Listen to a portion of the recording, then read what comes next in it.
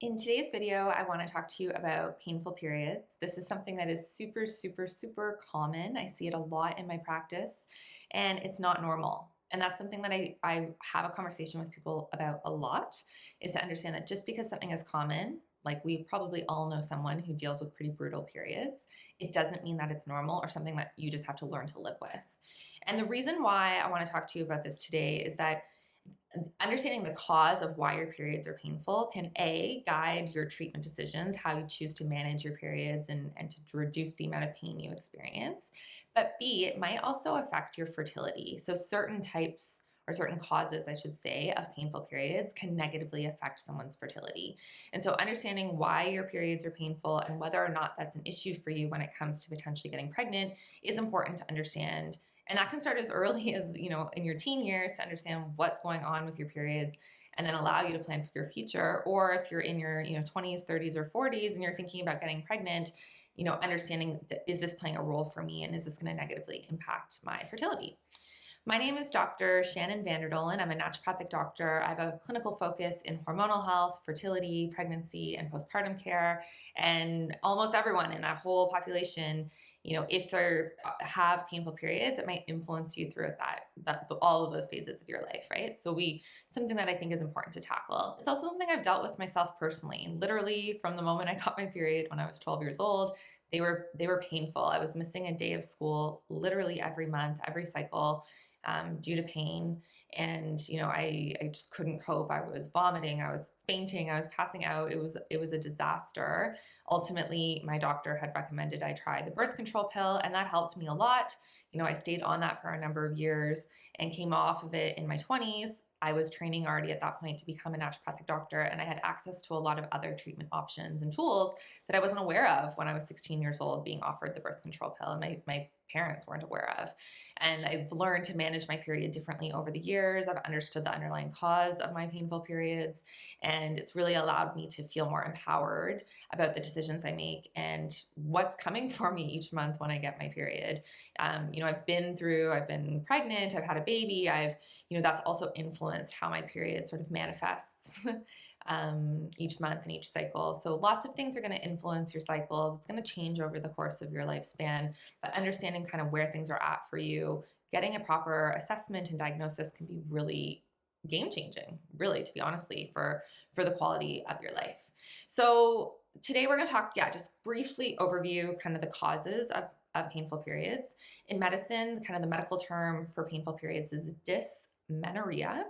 And there's a lot of things that start with dys in medicine. DYS tends to stand for painful. So we have dysuria, which is painful urination, dyspepsia, which is painful digestion or a painful stomach. And so dysmenorrhea refers to painful periods. And it can also be categorized into sort of two places. So one is something called primary dysmenorrhea, and the second, not surprisingly, is called secondary dysmenorrhea. And again, in medicine, we categorize a lot of things as primary or secondary. So I'll give another example. Secondary hypertension is when you have high blood pressure, but not because your blood pressure is just high primarily, but because it's secondary to something else going on. So for example, you're taking a medication and one of the side effects of that medication is raising your blood pressure. That would be secondary hypertension. Or if you have a thyroid disorder and your thyroid is causing your blood pressure to be high, that would be secondary hypertension. So it's not hypertension just by itself, it's hypertension as a result of something else. So primary dysmenorrhea is like painful periods kind of because they're painful all on their own. Secondary dysmenorrhea is when our periods are painful as a result of another condition or something else going on. So we'll talk through what both of these things are. We'll talk about the common causes of secondary dysmenorrhea so that you can get assessed properly, so you can diagnose kind of what's going on for you. So primary dysmenorrhea, as I alluded to, is sort of painful periods in and of themselves. There's no other cause necessarily contributing. People who have primary dysmenorrhea often have it from childhood or the onset of their period. So it usually starts either the first time you get your period or within a couple of months or maybe within the first year. And when I say there's no cause, there is a cause. Of course, there's a cause. The cause tends to be that you're producing increased or elevated amounts of a chemical called a prostaglandin. So every person, when they're getting their period, is going to produce prostaglandins. It's this chemical mediator that helps our uterus, our uterus is kind of like a muscular balloon, and within the uterus is our uterine lining, our endometrial lining that will shed. So prostaglandins get released, that causes our uterus to contract and shed that lining out. So that's a normal process. People who have primary dysmenorrhea tend to produce those prostaglandin chemicals at an increased amount. So it's estimated that people with primary dysmenorrhea have those chemicals produced 8 to 13 times more than someone without painful periods. So that's a lot of prostaglandin production. Prostaglandin chemicals are inflammatory in nature, and again, that's normal. But when we have excessive inflammation within our body, that might make that prostaglandin production even worse. So generally, that's why we opt for something called an NSAID, a non-steroidal anti-inflammatory medication, to help manage the inflammation response that's happening with our period, causing pain. And that tends to be why anti-inflammatory pain medication helps our periods more than other types of pain medication. Things like acetaminophen or Tylenol tend to be a little less effective, and it's because they're not necessarily tapping into that inflammatory cascade that's being produced. Secondary dysmenorrhea, like I said, comes from another cause. The three most common causes are endometriosis, something called adenomyosis, and uterine fibroids. So endometriosis is a very complex condition, and I'm going to just scratch the surface on it today, is basically where the tissue that normally grows inside the uterus can be found outside of the uterus as well, or tissue that looks similar. And this can be anywhere from on our ovaries, on our fallopian tubes, on our bladder, and in response to kind of the hormonal hormones that drive our cycle, we'll see that that tissue is also affected by those hormones. And when we bleed with our period, this tissue also bleeds. And so obviously when it's in our abdominal cavity attached to the outside of our bladder or outside of our fallopian tube, that's going to cause pain. It's going to irritate the area and cause a lot of discomfort. Adenomyosis is similar, not exactly the same, but the tissue that's normally inside the uterus actually grows within the wall of the uterus. So we can sometimes see it within the muscle lining or the muscle layer of the uterus. And then a uterine fibroid is kind of like a tumor-like growth that will grow either inside the uterus, within the uterine muscle, or outside of the uterus. And again, depending on its size, depending on its location, can sometimes cause pain. What I will say about fibroids is typically people who have larger fibroids that contribute to painful periods will also have heavier flow or heavier periods as well, whereas heavy flow isn't necessarily a hallmark symptom of having endometriosis or adenomyosis. Other things that can cause painful periods are certainly other conditions that might get exacerbated around the time of our period. So I'm thinking particularly of gastrointestinal conditions. So some people who have Crohn's and colitis will find that it flares up around the time they get their period. Again, that's not necessarily normal, but it's common.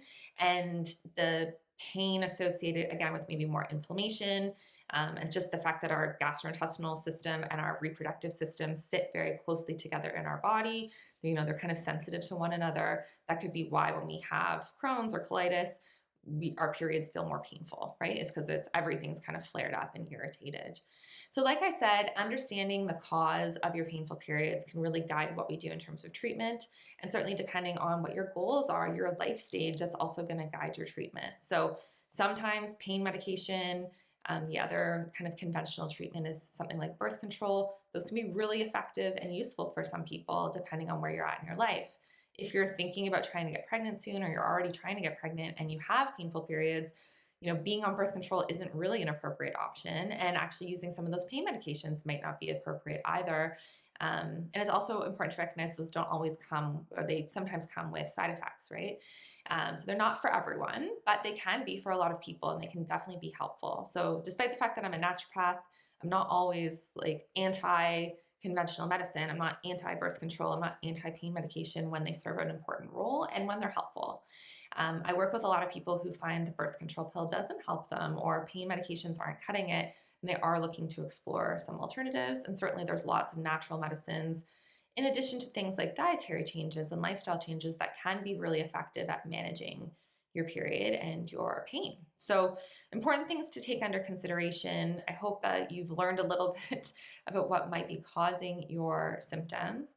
It's important to speak with your care provider and get the appropriate testing and diagnostics you need to really understand what's going on, as opposed to just being told, everyone has painful periods, it's normal. It's not normal. And understanding what is actually going on, what is causing it, I think is super, super important for you to know, and you deserve to know.